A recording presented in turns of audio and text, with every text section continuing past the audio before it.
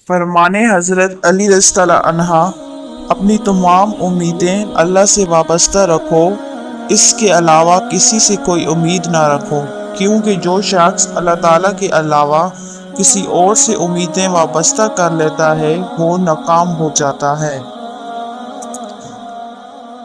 کسی کی مدد کرتے وقت اس کے چہرے کی جانب مت دیکھو، ہو سکتا ہے اس کی شرمندہ آنکھیں تمہارے دل میں غرور کا بیج بو دیں۔ اس شخص کو دوست مت بناؤ جو کسی محفل میں آپ کو شرمندہ کرے، چاہے وہ مذاق میں ہی کیوں نہ ہو۔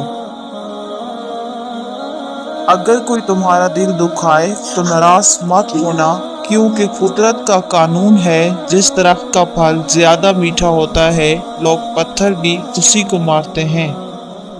جس سے حد سے زیادہ محبت ہو اس سے اتنی ہی نفرت بھی ہو سکتی ہے، کیونکہ خوبصورت شیشہ جب ٹوٹتا ہے تو خطرناک ہتھیار بن جاتا ہے۔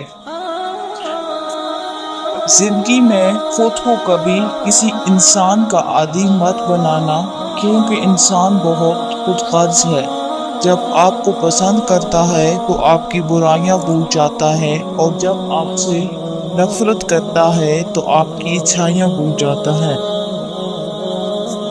اگر کوئی تمہیں صرف اپنی ضرورت کے وقت یاد کرتا ہے تو پریشان مت ہونا، بلکہ فخر کرنا کہ اس کو اندھیروں میں روشنی کی ضرورت ہے اور وہ تم ہو۔